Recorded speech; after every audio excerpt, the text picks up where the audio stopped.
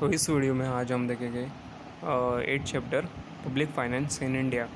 तो public finance के बारे में थोड़ा इंट्रोडक्शन दिया है, जो कि है public finance is one of the old branches of economics which highlights the role and functions of the government in an economy. इसका मतलब है कि पब्लिक फाइनेंस एक इकोनॉमी का सबसे ओल्ड ब्रांचेस है। बहुत सारे ओल्ड ब्रांचेस है, उनमें से एक ब्रांचेस ही पब्लिक फाइनेंस है। तो ये गवर्नमेंट का रोल बताता है और फंक्शन क्या है एक पर्टिकुलर इकोनॉमी में, उसके बारे में बताता है। तो गवर्नमेंट एक फॉर्मल और इनफॉर्मल इंस्टीट्यूशन है क्रिएटेड बाय द पीपल। लोगों के द्वारा बनाया गया एक इंस्टीट्यूशन है, जो कि एक स्पेसिफिक रीजन या फिर एक जोग्राफिकल एरिया और कंट्री में रहता है, जो कि उसका फंक्शन क्या रहता है कि उसके लोगों को प्रोटेक्शन देना। गवर्नमेंट का काम क्या रहता है कि उसको प्रोटेक्शन देना एक्सटर्नल अटैक्स जो रहते हैं, और फिर बाद में प्रोटेक्शन उनकी प्राइवेट प्रॉपर्टी का, लोगों के, और फिर बाद में जनरेशन करना है एम्प्लॉयमेंट का, रोज़गार पैदा करना, और फिर बाद में maintaining internal law and order और provision of social needs like education, health etcetera. तो ये सब गवर्नमेंट का काम रहता है, ये बताया है इसमें। और this functions of the government can be classified as obligatory and optional functions.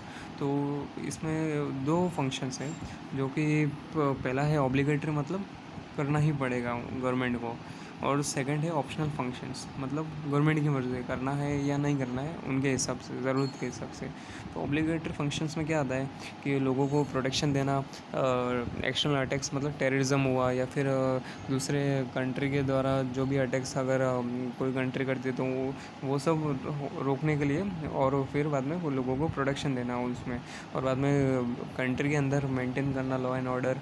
और ये सब मतलब कंपलसरी फंक्शन है, गवर्नमेंट को परफॉर्म करना ही पड़ेगा किसी भी हालत में। और सेकंड है ऑप्शनल फंक्शंस, मतलब गवर्नमेंट की इच्छा है, अगर करना है तो करे, नहीं तो नहीं करे।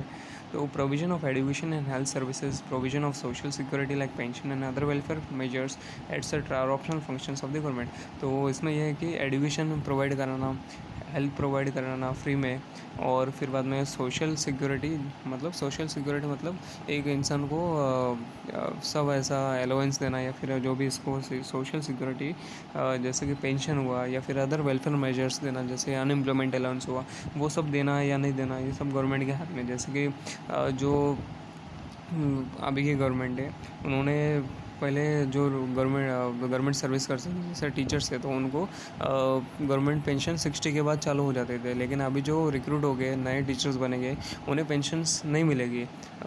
तो ये जैसे ये गवर्नमेंट का ऑप्शनल फंक्शन है, तो गवर्नमेंट को अगर करना है तो कर सकते हैं, और नहीं करना है तो नहीं करना है। और अभी हम देखेंगे मीनिंग और nature of public finance. Public finance का मीनिंग समझेंगे। तो जो भी इधर हम देखे कि गवर्नमेंट के जो फंक्शंस है ऑब्लिगेटरी और ऑप्शनल फंक्शन, तो उनको परफॉर्म करने के लिए गवर्नमेंट के पास एक सफिशेंट फंड होना चाहिए, एडिक्वेट अमाउंट ऑफ फंड होना चाहिए, जो तो उससे वो होगा तो ही गवर्नमेंट अलग अलग फंक्शंस परफॉर्म कर पाएंगे, नहीं तो नहीं कर पाएगी।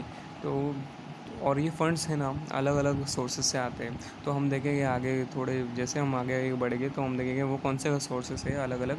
तो अभी हम देखते हैं पब्लिक फाइनेंस का कंसेप्ट। तो public finance is a combination of two words, public and finance. Public मतलब हम इंडिविजुअल लोग, एक पर्टिकुलर जोग्राफिकल एरिया के लोग living with N administrative territory, यही है एडमिनिस्ट्रेटिव टेरिटरी, मतलब एक गवर्नमेंट द्वारा क्या बोलते हैं, कंट्रोल किया गया टेरिटरी। और बाद में in economics it is use to signify the government which represents the public. तो इकोनॉमी में मतलब गवर्नमेंट हमारे लोगों को प्रेजेंट करती है कभी भी, ऐसा हम पब्लिक नहीं बोलते, तो गवर्नमेंट बोलते हैं, गवर्नमेंट रिप्रेजेंट्स द पब्लिक। और दूसरा है finance simply means income and expenditure. तो जो फाइनेंस वर्ड आ जाता है उसका मेन क्या रहता है मीनिंग, इनकम या तो फिर एक्सपेंडिचर, मतलब जो इनकम सैलरी मिलता है, या फिर जो भी, या फिर एक्सपेंडिचर जो खर्च करते हैं वो। तो तो public finance is nothing but a study of the principles of income and expenditure of the government at central state and local levels. This study is done under the public finance branch in economics. तो जो public finance ये और कुछ नहीं पर एक study है principle of income and expenditure. किसके? गवर्नमेंट के. गवर्नमेंट और कौन से लेवल? पहला सेंट्रल लेवल मतलब केंद्र सरकार, राज्य सरकार मतलब स्टेट लेवल और स्टेट गवर्नमेंट, और लोकल लेवल मतलब ग्राम पंचायत, ये सब हुए. तो ये इससे रिलेटेड है ये सब पब्लिक फाइनेंस का कंसेप्ट. तो डेफिनेशन ऑफ पब्लिक फाइनेंस हम देखेंगे. अभी जो अलग अलग इकोनॉमिस्ट हैं उन्होंने क्या डेफिनेशन दिए पब्लिक फाइनेंस के, वो अभी देखने वाले. तो जो अलग अलग इकोनॉमिस्ट उन्होंने अपने ओन वर्ड्स में उनका डेफिनेशन दिया है. तो पहले है हग डेल्टन. तो इन्होंने क्या दिया है? Public finance is one of those subjects which are on the borderline between economics and politics. It is concerned with the income and expenditure of public authorities and the adjustment of one with the other. तो इसका मतलब कि public finance ये जो concept है ये border पे है, मतलब इकोनॉमिक्स एक साइड पे है, पॉलिटिक्स एक साइड. तो इन दोनों के बीच में अप्लाई करता है पब्लिक फाइनेंस. तो it is concern with the income and expenditure public. तो इसमें गवर्नमेंट को कितना इनकम आता है और कितना खर्च करते हैं गवर्नमेंट, मतलब पब्लिक अथॉरिटी मतलब वही गवर्नमेंट हुआ. तो ये सब एडजस्टमेंट करके चलना होता है कि इनकम अगर ज़्यादा आ रहा है तो ज़्यादा एक्सपेंडिचर करे, और इनकम अगर कम है तो थोड़ा थोड़ा एक्सपेंडिचर करे, और फिर बाद में उसमें खाली ऑब्लिगेटरी फंक्शन से निभाए. अगर कम इनकम है और ज़्यादा इनकम आ रहा है तो गवर्नमेंट ये भी सोचेगी कि थोड़ा हम जो ऑप्शनल फंक्शन है जैसे कि हेल्थ हुआ, एजुकेशन हुआ, ये भी बढ़ाने का विचार करेगी. तो ये है इसमें दिया हुआ है, इनके जो डेफिनेशन में दिया है. तो सेकंड है प्रोफेसर फिंडले शिरास. तो इन्होंने क्या बोला है? इन्होंने कहा है कि public finance is the study of the principles underlying the spending and raising of funds by public authorities. तो इन्होंने भी थोड़ा सेम ही है, ज़्यादा कुछ डिफरेंस नहीं है. इन्होंने कहा है कि पब्लिक फाइनेंस एक ऐसा कंसेप्ट है जो लाई करता है किसके बीच में? स्पेंडिंग और रेजिंग. स्पेंडिंग मतलब खर्च करना, रेजिंग मतलब इन अलग अलग सोर्सेज से रेज करना इनकम, वही किसके द्वारा? पब्लिक अथॉरिटी मतलब गवर्नमेंट के द्वारा. तो अब हम देखेंगे पब्लिक फाइनेंस और प्राइवेट फाइनेंस में डिफरेंस क्या है, ये हम देखेंगे. तो पहला जो पॉइंट है objective, points of difference. Objective, तो पब्लिक फाइनेंस का मेन ऑब्जेक्टिव क्या रहता है कि एक पर्टिकुलर कंट्री मतलब सोसाइटी, उनको मैक्सिमम एडवांटेज देना पब्लिक फाइनेंस के द्वारा, मतलब खर्च करके, एक्सपेंडिचर करके, गवर्नमेंट जो भी सुविधा देनी है लोगों को. तो उसका मेन एम क्या रहता है? Maximum social advantage of this society to this society, वो मेन एम रहता है. प्राइवेट फाइनेंस मतलब खुद के इंटरेस्ट फुलफ़िल करना, खुद की जो इच्छा है उनको पूरा करना. प्राइवेट फाइनेंस मतलब एक पर्टिकुलर इंडिविजुअल है या फिर एक पर्टिकुलर कंपनी, वो खुद के हित के लिए मतलब खर्चा करेगी, एक्सपेंडिचर करेगी, ना कि कोई कंट्री के लिए करेगी. तो प्राइवेट फर्म हुआ, इसमें एग्जांपल ले सकते हैं कि कोई भी कंपनी है तो वो खुद के लिए ही खर्चा करेगी, ना कि कंट्री में कुछ डोनेट करेगी या फिर दूसरे लोगों के लिए कुछ करेगी. तो सेकंड है डिटर्मिनेशन ऑफ एक्सपेंडिचर. तो पब्लिक फाइनेंस में क्या है? Government first determine the volume and different ways of its expenditure. Government पहले क्या करती है कि कितना फ़ंड है हमारे पास, कितना वॉल्यूम है उस फंड का, मतलब कितने अमाउंट है, और फिर बाद में कि इसको कैसे कैसे खर्च करना है, मतलब हेल्थ के लिए कितना खर्च करना है, डिफेंस के लिए कितना खर्च करना है, या फिर जो भी अलग अलग साइबर सिक्योरिटी इसके लिए कितना खर्च करना है, ये सब डिसाइड करती है गवर्नमेंट. पहले देखेगी फ़ंड कितना है, फिर बाद में डिसाइड करेगी कहाँ कहाँ स्पेंड करना है. और private finance, an individual considers his income and then determines the volume of expenditure. तो इसमें क्या है? प्राइवेट फाइनेंस में एक पर्टिकुलर इंडिविजुअल या फिर एक कंपनी देखता है कि उसकी इनकम कितनी है, फिर डिटरमाइन करता है कि वो कितना खर्चा करेगा उस हिसाब से. तो थर्ड है क्रेडिट स्टेटस. तो पब्लिक फाइनेंस का क्या है? High degree of credit in the market. तो गवर्नमेंट का जो स्टेटस रहता है मतलब क्रेडिट, उसको क्या मतलब गवर्नमेंट के ऊपर विश्वास ज़्यादा है रहता है, तो उसका मार्केट में ज़्यादा हाई डिग्री ऑफ क्रेडिट रहता है, क्रेडिट स्टेटस ज़्यादा रहता है. और प्राइवेट फाइनेंस का लो रहता है या फिर लिमिटेड रहता है, ज़्यादा मतलब उसके ऊपर विश्वास नहीं कर सकते प्राइवेट इंडिविजुअल के ऊपर.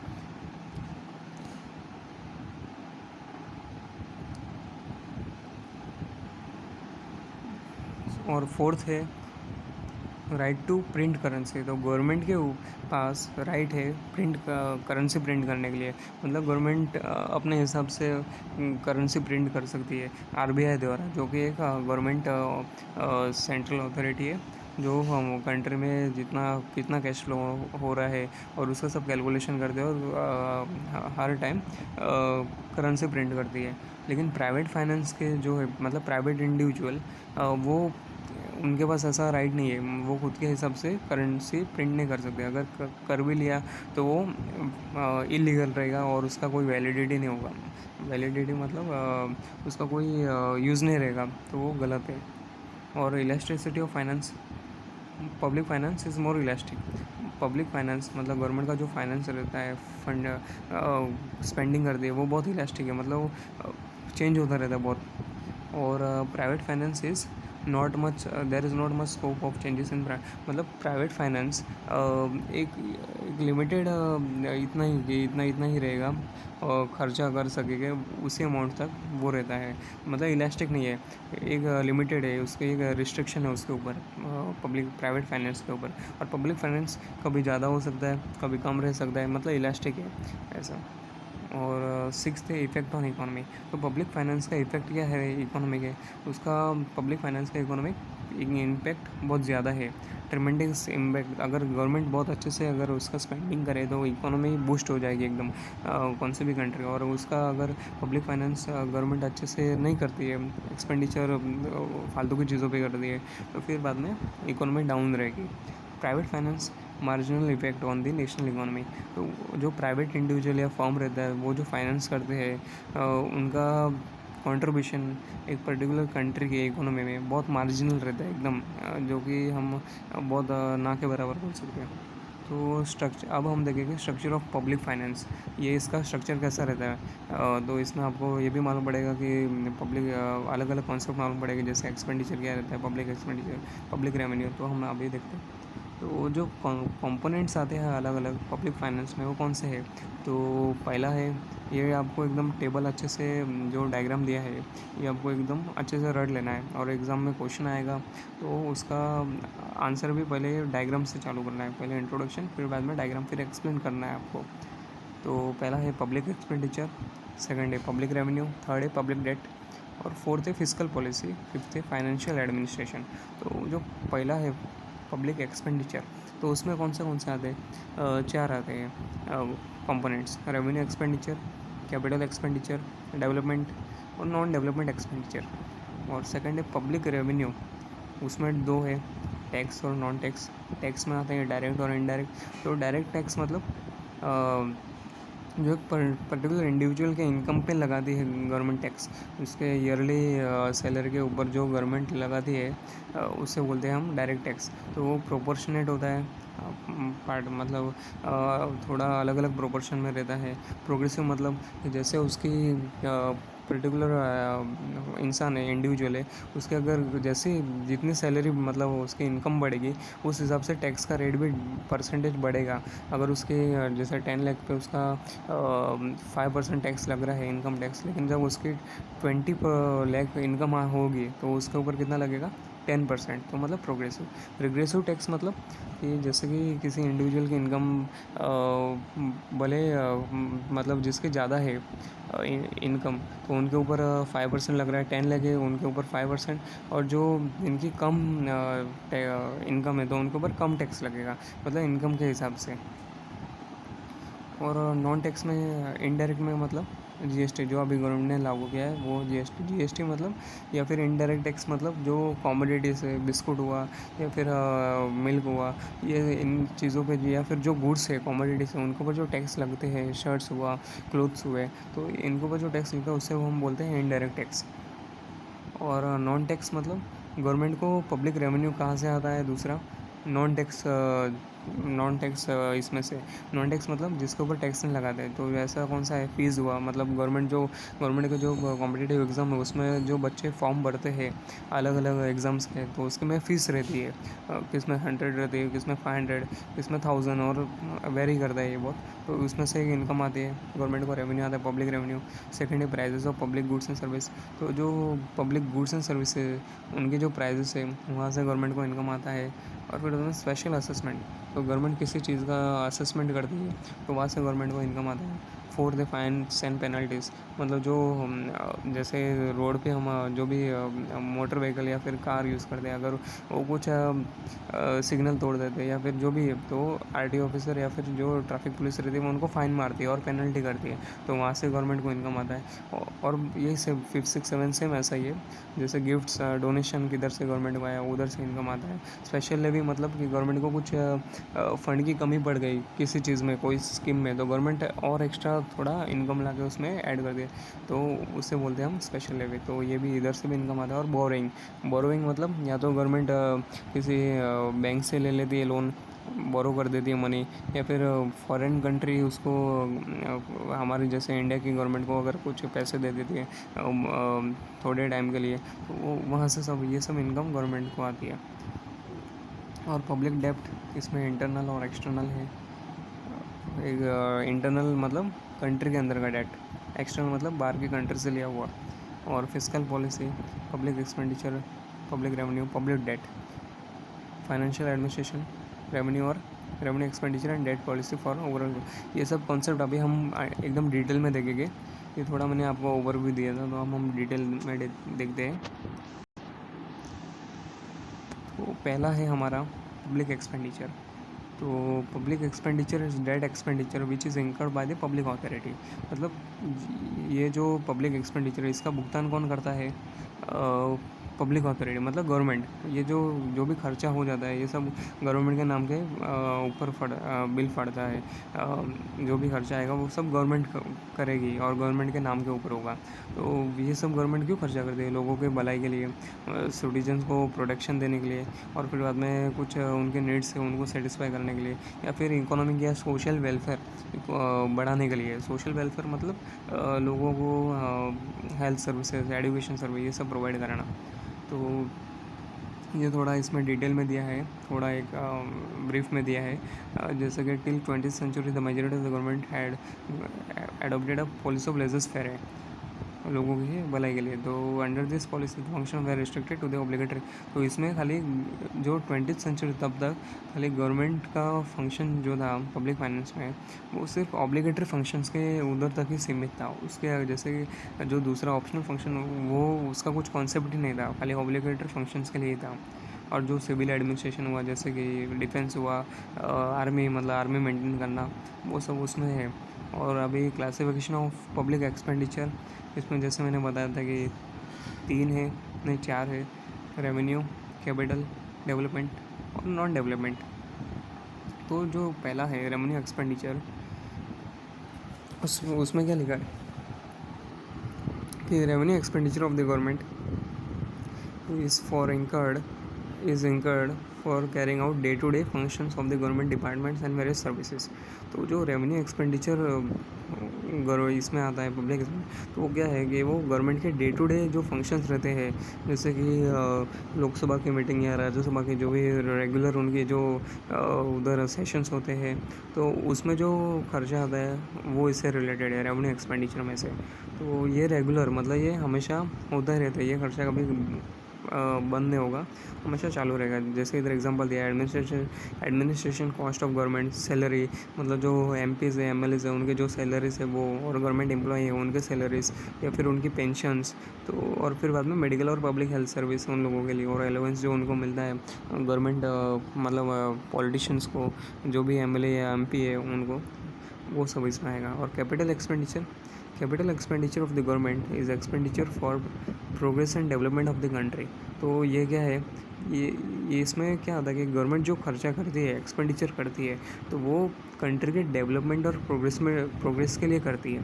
तो ये इसके अंदर जैसे कि गवर्नमेंट का huge investment in development project, और फिर बाद में loan granted to the state government and government companies, या फिर रीपेमेंट ऑफ गवर्नमेंट लोन्स। तो गवर्नमेंट ने जो लोन किए हैं ये इसमें आता है, लोन लिए हैं तो उनका रीपेमेंट करते हैं वो। और डिफरेंट प्रोजेक्ट मतलब जैसे मेट्रो का प्रोजेक्ट हुआ या फिर बुलेट ट्रेन का प्रोजेक्ट हुआ, इसमें जो गवर्नमेंट, ये सब कैपिटल एक्सपेंडिचर मतलब खर्चा होगा लेकिन कंट्री को बेनिफिट होगा क्योंकि कुछ हमें मिल रहा है। लेकिन और किधर जिसने गवर्नमेंट ने लोन लिया है तो उसका रीपेमेंट करना, या फिर स्टेट गवर्नमेंट उनको लोन प्रोवाइड करना, ये सब इसमें आता है कैपिटल एक्सपेंडिचर में। और थर्ड है सी, डेवलपमेंट एक्सपेंडिचर। तो जो गवर्नमेंट एक्सपेंडिचर करती है जिससे कुछ प्रोडक्टिव होता है तो उसे हम डेवलपमेंटल एक्सपेंडिचर बोलते हैं। तो क्या है, the expenditure which results in generation of employment, मतलब रोज़गार मिलता है लोगों को, जैसे कि मनरेगा हुआ, और इंक्रीज इन प्रोडक्शन हुआ, price stability, increase in production मतलब आउटपुट में, और प्राइस स्टेबिलिटी कॉमोडिटीज़ का, वो सब आएगा, तो उसको डेवलपमेंटल एक्सपेंडिचर बोलते हैं। तो एग्जांपल क्या है, जैसे कि expenditure on health, education, industrial development of the country, social welfare और रिसर्च एंड डेवलपमेंट। R&D मतलब रिसर्च एंड डेवलपमेंट, मतलब कुछ ऐसी मशीन्स बना देना जो दूसरे कंट्रीज़ में नहीं हो, उसके ऊपर रिसर्च करना, या फिर कुछ ऐसे टेक्नोलॉजी बना देना, या फिर खुद का एक मोबाइल इंडस्ट्री बूस्ट कर देना, या फिर और हम कैसा, जैसे कि कुछ नए सीड्स या फिर जेनेटिकली मॉडिफाइड सीड्स बना देना, ये सब आएगा R&D में, रिसर्च एंड डेवलपमेंट। रिसर्च करके कुछ ऐसे इक्विपमेंट्स या फिर मशीन्स या फिर कार्स ये सब बना देना कंट्री के खुद के, ये सब। और डी है नॉन डेवलपमेंटल एक्सपेंडिचर।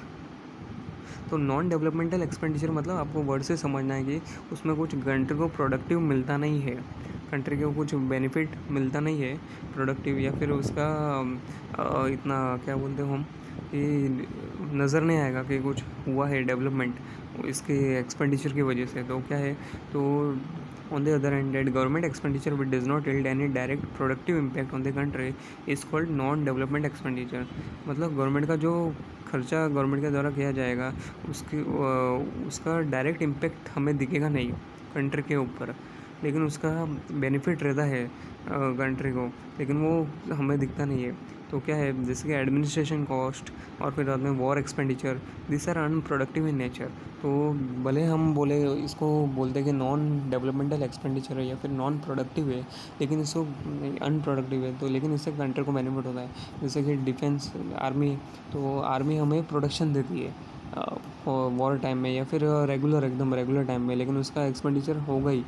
अगर हम एक्सपेंडिचर बंद कर दे और गवर्नमेंट एकदम आर्मी को निकाल दे, या फिर गवर्नमेंट ये सब इनको फंड करना बंद कर दे और नए वेपन ये सब जो मिसाइल्स है ये सब लाना एकदम बंद कर दे, तो क्या होगा, कंट्री के लिए थ्रेट होगा। तो इससे क्या होगा, टेररिस्ट का अटैक होगा तो कंट्री को वैसे लॉस होगा। तो इसलिए गवर्नमेंट ये सब एक्सपेंडिचर करती है, तो इसलिए इसको नॉन डेवलपमेंटल एक्सपेंडिचर बोलते हैं। तो इधर हम देखते हैं अभी रीजंस फॉर, इससे पहले ये टेबल देख देते हैं हम कि पब्लिक एक्सपेंडिचर में ट्रेंड्स क्या है, मतलब समय के साथ कितना एक्सपेंडिचर बढ़ता गया ये सब।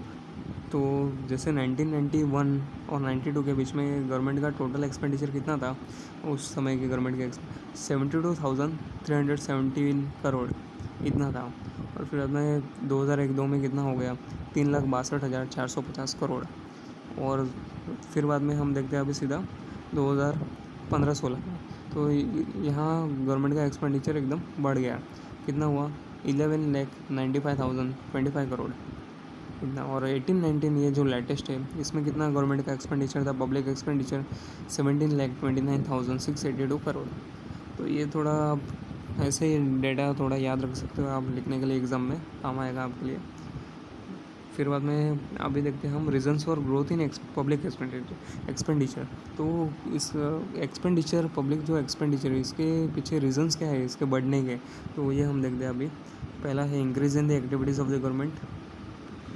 तो इसका मतलब क्या है, गवर्नमेंट की एक्टिविटीज़ बढ़ जाना, मतलब गवर्नमेंट अलग अलग स्कीम्स ला रही है या फिर कुछ अलग कर रही है, तो उसकी वजह से पब्लिक एक्सपेंडिचर बढ़ रहा है।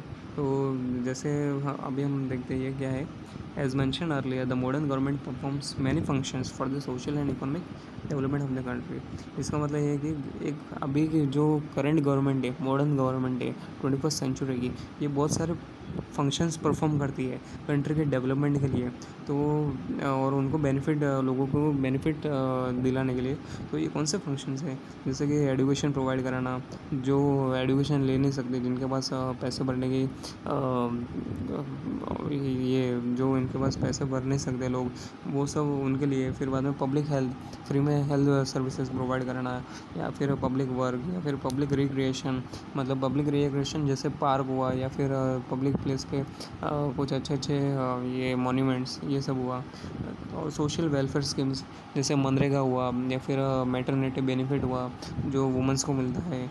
और फिर बाद में और अलग अलग किसानों को जैसे पेंशन या फिर उनके पर मंथ इतना इतना अमाउंट उनको उनके बैंक में देना अकाउंट में, ये सब आएगा वेलफेयर स्कीम्स में। तो ये आएगा आपका increase in the activities of the government, ये रीज़न्स है इसके पीछे। तो ये देखा गया है कि जो फंक्शंस है गवर्नमेंट के ये कंटिन्यूसली बढ़ते जा रहे हैं और बहुत अच्छी तरीके से लार्ज स्केल लेवल पे, इसकी वजह से पब्लिक एक्सपेंडिचर बढ़ रहा है। तो सेकंड है रैपिड इंक्रीज इन पॉपुलेशन, ये मेन रीज़न पब्लिक एक्सपेंडिचर क्यों बढ़ रहा है, क्योंकि कंट्री का पॉपुलेशन बढ़ रहा है। तो जैसे कि 2011 का सेंसस है, ये सेंसस हर 10 साल के टाइम बाद होता है। मतलब 2000 पहले एक में हुआ था, अभी 11 में हुआ, फिर अभी 2021 में नेक्स्ट सेंसस आएगा। तो इसमें क्या देखा था कि इसमें ये मालूम पड़ा था कि हमारे कंट्री का पॉपुलेशन है 121 करोड़, मतलब बहुत ज़्यादा हो गया, 1 बिलियन हो गया ये। तो अभी लेकिन फ़िलहाल अभी करंट में हमारे कंट्री का पॉपुलेशन करीब 135 करोड़ है, मतलब 1.35 बिलियन है। तो कंट्री का पॉपुलेशन बहुत तेज़ी से बढ़ रहा है। तो उसकी वजह से गवर्नमेंट का एक्सपेंडिचर भी बढ़ेगा, क्योंकि लोग ज़्यादा हो गए तो उनको बाद में पेंशन उनको देना। और फिर बाद में क्योंकि पहले जब पॉपुलेशन कम था, जैसे कि पहले 2 लोग ही थे तो 2 लोगों को पेंशन देना पड़ता था, लेकिन आज 10 लोग हो गए तो 10 लोगों को पेंशन देना, मतलब गवर्नमेंट का एक्सपेंडिचर बढ़ेगा। तो ये है रीज़न। और बाद में थर्ड है ग्रोइंग अर्बनाइजेशन। तो इसका मतलब कि शहर लोग मतलब रूरल मतलब गांव एरिया, अर्बन मतलब जहां सब मॉडर्न फैसिलिटीज़ होती है, हॉस्पिटल होता है, स्कूल्स कॉलेजेस होते हैं। और फिर बाद में घूमने के लिए पब्लिक पार्क रहते हैं, बहुत अच्छी जगह है, मॉल्स रहते हैं और ये सब। तो ये आएगा अर्बन एरिया। तो अर्बनाइजेशन बढ़ रहा है कंट्री में, तो उसकी वजह से पब्लिक एक्सपेंडिचर बढ़ेगा। क्योंकि जब अर्बनाइजेशन होता है तो गवर्नमेंट को वाटर सप्लाई बढ़ाना पड़ता है, रोड्स बनाने पड़ते हैं अच्छे, एनर्जी लोगों को 24 घंटे बिजली प्रोवाइड करना पड़ता है, स्कूल कॉलेजेस सेटअप करने पड़ते हैं, पब्लिक ट्रांसपोर्ट अच्छा एकदम करना पड़ता है, और सैनिटेशन साफ़ सफाई हाइजीन कंडीशंस एकदम होने चाहिए हर सिटी में। तो इसमें सब गवर्नमेंट का एक्सपेंडिचर बढ़ेगा, क्योंकि ये सब गवर्नमेंट को फंक्शंस परफॉर्म करने पड़ेंगे इतने सारे। और फोर्थ है इंक्रीजिंग डिफेंस एक्सपेंडिचर। तो ये भी दूसरा रीज़न है कि डिफेंस इस बार का गवर्नमेंट का एक्सपेंडिचर 30,000 करोड़ था, गवर्नमेंट का डिफेंस एक्सपेंडिचर। तो ये बढ़ते जा रहा है हर साल। तो जैसे कि ये लेकिन गवर्नमेंट को करना ही पड़ेगा, क्योंकि अगर गवर्नमेंट इसमें कटौती लाएगी तो इससे कंट्री के लिए इंटरनल या एक्सटर्नल थ्रेट होगा, क्योंकि टेररिज्म एक्टिविटीज़ बढ़ेगी कंट्री में। तो government is increasing even in the peace time due to unstable and hostile international relationship. जिससे कि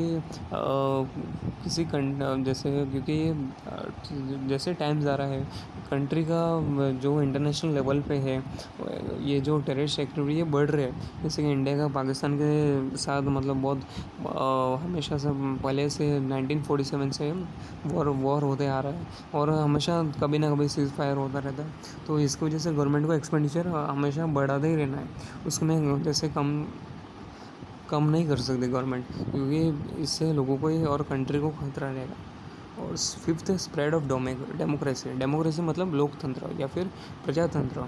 तो majorities of the democratic in the world countries in the world are democratic nature. मतलब इसका मतलब है कि बहुत सारे कंट्रीज़ वर्ल्ड में डेमोक्रेटिक है, मतलब लोकतंत्र है। उधर राजशाही मतलब राजा और ये सब इनके रूल्स नहीं है। और फिर जैसे कि ऑटोक्रेटिक या फिर हम जैसे बोलते तानाशाह, ये सब इनके रूल्स नहीं है। अभी डेमोक्रेटिक नेशंस बढ़ रहे हैं, तो एक डेमोक्रेटिक फॉर्म ऑफ गवर्नमेंट रहती है, उस गवर्नमेंट को बहुत खर्चा करना पड़ता है, क्योंकि वो हर बार लोगों के द्वारा इलेक्ट करके आएगा। अगर गवर्नमेंट अच्छे से सर्विस प्रोवाइड नहीं कराएगी, एक्सपेंडिचर ज़्यादा नहीं करेगी लोगों की वेलफेयर के लिए, तो दूसरे इलेक्शन में उनको हारना पड़ेगा। तो इसलिए गवर्नमेंट ज़्यादा एक्सपेंडिचर करती है, ज़्यादा खर्चा करती है, और एक्सपेंडिचर इसकी वजह से पब्लिक एक्सपेंडिचर बढ़ जाता है। क्योंकि डेमोक्रेसी में क्या रहता है, पब्लिक की मर्ज़ी है कि किसको गवर्नमेंट में मतलब सरकार में लाना है, कौन सी पार्टी को सरकार में लाना है। तो इससे हर पार्टी कोशिश करती है कि ज़्यादा से ज़्यादा खर्चा करे और लोगों को वेलफेयर करे। तो लोगों का वेलफेयर करेंगे तो लोग अपने आप उनको ही वोट देंगे फिर से नेक्स्ट इलेक्शन में हर 5 साल के बाद। और सिक्स्थ रीज़न है इन्फ्लेशन। इन्फ्लेशन मतलब महंगाई की वजह से अभी एक्सपेंडिचर बढ़ता है। कैसे, तो हम देखते हैं just like a private individual, the government has to buy goods and services from the market for the spread of economic and social development. Normally prices showing a rising trend. Due to this the government has to incur increasing cost. मतलब इसका मतलब ये है कि जैसे एक आम इंसान अलग अलग गुड्स बाय करता है, जैसे कि कार ले लिया या फिर बुक्स ले लिया, फिर वो किधर घूमने गए, या फिर जो भी चीज़ें वो खरीदी करता है, कपड़े हुए, तो उसी तरह गवर्नमेंट को भी गुड्स एंड सर्विसेज खरीदने पड़ते हैं उनका फंक्शन परफॉर्म करने के लिए। तो जैसे ही अगर वो गवर्नमेंट बाय करेगी गुड्स एंड सर्विसेज, तो उनको भी कीमत चुकानी पड़ेगी। तो लेकिन ये मार्केट में उन चीज़ों का प्राइस बढ़ रहा है, तो प्राइस अगर बढ़ेगा, क्योंकि प्राइस क्यों बढ़ रहा है, इन्फ्लेशन की वजह से। तो इन्फ्लेशन बढ़ेगा तो प्राइस बढ़ेगा तो गवर्नमेंट का एक्सपेंडिचर भी ज़्यादा होगा, क्योंकि गवर्नमेंट को ज़्यादा पैसा देना पड़ेगा उस चीज़ को ख़रीदने के लिए। तो ये रीज़न है। और सेवन्थ है industrial development leads to an increase in production, employment, and overall growth in the economy. Hence, the government makes huge efforts for implementing various schemes and programs for industrial development. This results in increasing government expenditure. तो ये इसमें क्या होता है कि industrial development की वजह से भी पब्लिक एक्सपेंडिचर बढ़ता है। क्यों?